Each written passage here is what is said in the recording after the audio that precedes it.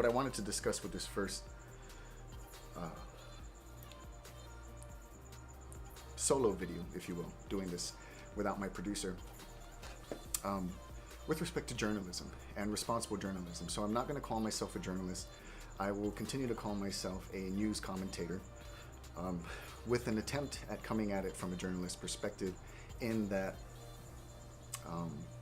I will present as balanced a story or as balanced a perspective as possible in formulating as balanced a playing field with respect to facts and data and valid points. So that will be the balanced playing field of which I will look at, and that way I can gauge my perspective. And so there's actually a current socio-political topic with respect to the authoring of Bill 3235 by Senator Clynt Ridgell. And I will get the names of the co-authors for the bill, and I'll list them in the description below for the benefit of the audience. And so how does this pertain to responsible journalism, or journalism in general? I like to call responsible journalism, when you look at the headlines, all of the stories state recreational use, and the word marijuana is used a lot. Now, granted, marijuana is a worldwide popular slang term for the plant itself, but the bill, for one, does not say recreational anywhere in the language of the bill. It says regulated. It's regulated adult use cannabis, and it is the Guam Cannabis Industry Act. So in the title itself, it doesn't necessarily promote recreational use. What it's promoting is a brand new industry. Now, those who are against this industry have every right to have their opinion, and now the burden is on them to present an argument beyond morality as to why we should not introduce this new industry. Because morality is subjective. Now, again, I'm not promoting the use of cannabis. However, I am promoting the industry to support the current use that we have, which is prevalent in anecdotal experiences that you may or may not have had, most certainly I have had, as well as in the black market. We see individuals getting arrested for possession. We don't see people getting arrested for use, because that's not a crime per se. It is a misdemeanor with fines attached to it. However, it is possession at a certain amount, which automatically implies that you have an intent to distribute, which is unfair of the law. That is too subjective. An individual may want to purchase a bulk amount so that they don't have to continue to go back and forth to acquire their cannabis. Again, all of this is currently happening in the black market. And so what this industry is trying to do is it's trying to capture the revenue that is taking place in this black market. I know I've heard estimates between $60 and $70 million. I can't substantiate that. However, it doesn't sound, or it sounds realistic. It sounds like a good guesstimate, if you will, as to how much revenue is being transacted in the black market with respect to cannabis. The industry is going to be beneficial to both the medicinal applications of it, as well as the individuals who are currently criminalized, who enjoy the use of cannabis for whatever reason it has. Currently, you can go to your doctor, and your doctor, if willing, can prescribe you cannabis to alleviate anything from pain, chronic pain, to stress, anxiety. Maybe you have an eating disorder where you're not hungry and you don't eat. And there is a lot of scientific data that can actually substantiate these stories and the uses. I remember watching a study on it where there was an individual who's looking for a remedy for his 4-year-old son's seizures, and they went through the gauntlet of Western medicine. And it's not to discredit Western medicine. It definitely has its uses. Unfortunately, they also have side effects that can exacerbate dysfunction in other areas of the human body. I can't come up with the proper medical terminology here.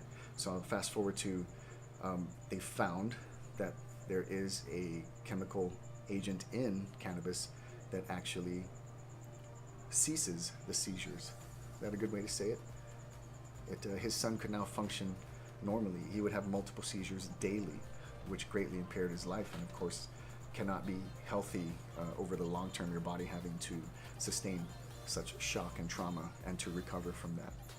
And if you can imagine, if you've ever had children and you remember them at 4, you currently have a 4-year-old, it's heart-wrenching to see your child going through something like that, suffering through something like that, being so young and innocent and not understanding why they have to be subjected to this, and there's nothing they can do about it. And to find a remedy for that, to mitigate and almost eliminate the seizures, is not only a whole new world for the young child, but also a great stress and burden and worry is just lifted off of that parent's shoulders and off of their heart. I'm not saying this to necessarily appeal to your heartstrings. There are real practical uses on the medicinal side. And with respect to the adult regulated use, I love the fact that in the language, the bill 32-35 emphasizes also individual liberty. Now, along with that individual liberty comes responsibility. They go hand in hand. It's not like, hey, you're just free to do whatever. No, you have to be responsible with that freedom, which is why we have specific laws that you do not break. And if you do, you are committing a crime that is punishable by jail. And so with respect to individual liberty and adults already have the blessing of the law to consume alcohol and tobacco. Now, I say blessing with sarcasm and with contempt, because the law is not there to grant freedoms. That's the whole point. The law is there to say these are lines that you don't cross, otherwise we put you in jail or we give you a fine. Now, from a moral perspective, there are those of you who say, yeah, they shouldn't use it because it's bad. And that is a valid argument. However, it is not for us to dictate how other people live their lives, so long as they do not negatively impact those around them. And I think that's key, and that's what is not addressed or is rarely ever addressed in the public discussions. So there tends to be a perspective that's coming from the moral high ground. And when we're discussing policy, that is a dangerous ground to take, because it is subjective, and it is only saying that one side should have the ultimate authority when it comes to this particular issue. And so it's okay to have your moral values, but to impose them on others is not a freedom and a liberty that we have. If we expect individual sovereignty and if we expect to live our lives the way we like, so long as we don't negatively impact those around us by hurting them, especially physically, or stealing from them, we don't have a right to assert and impose our will on others. And so that's, if I'm going to ask for compassion from the opposing side, that would be a part of it. Now, if we want to talk pragmatically and what can be beneficial to the economy, what can be beneficial to potential entrepreneurs out there, to the jobs that will be created, and to the stimulation that will be reinvigorated in the economy. We've plateaued, and that's not the fault of elected officials. If you want to talk about our economy and if it's stagnant in terms of the fact that it's not diversifying and growing. However, it's doing particularly well overall. Things, of course, can always be better. The Jones Act doesn't help us. There are legal ways around that.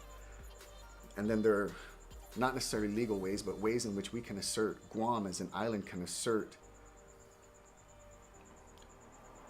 its intent to be more self-sufficient and not to grandstand, but to show the federal government, look, we understand government funding is a strain on everyone, both nationally and locally.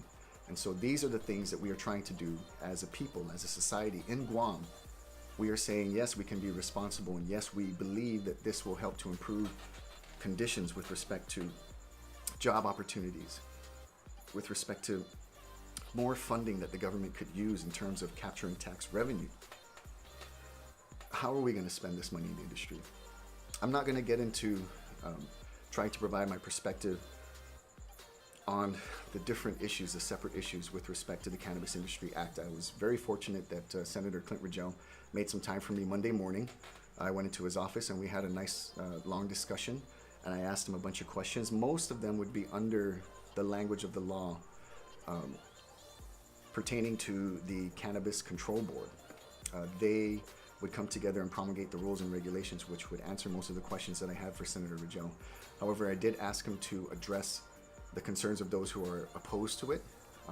Those are respectfully my hard questions. I'm not letting him get away completely with saying, oh, this is just a great thing and there's not going to be anything bad that can happen. I asked him, in formulating the language of the bill, did he take into consideration the potential negative impacts, the uncertainties, if you will?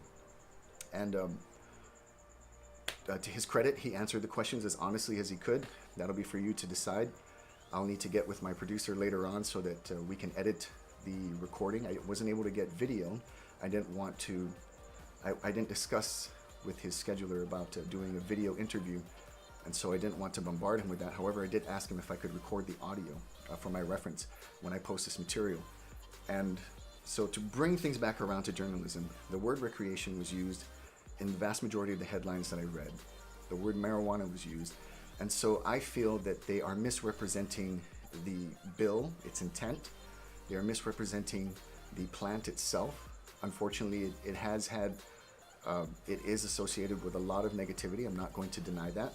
However, there are many, many responsible users, and there are many, many individuals who do not use, who have no inclination to use cannabis in whatever way, shape, or form, whether it's through smoking it in its natural state or in its extracted state, or through the tinctures, if you will, oils, edibles.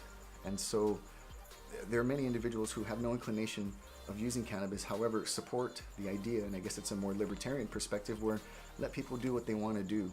We do have the freedom to succeed. However, just as equally, we have the freedom to fail, and it's for nobody to intercede in that in terms of dictating how we live our lives. It is great, and I think it is important to have organizations, both governmental and non, particularly the non-governmental and more community-driven, community-sponsored organizations to help individuals who are in hard times. And in doing so, we also need to emphasize the fact that the community is coming together to provide the support. So those individuals who are receiving support should in turn feel the obligation to lift themselves up with the help that they are getting from their friends or family, from strangers who just want to be able to be there for their fellow Guamanian. That the individual receiving the support needs to feel that obligation to get to a point where they no longer need that support. And that's what will truly empower people, and that's the real way to help our people. Those of us, you and I, who are living paycheck to paycheck, that's a lot better than what so many other people have, so we can talk about our woes and our stresses. However, we need to be more grateful with what we do have.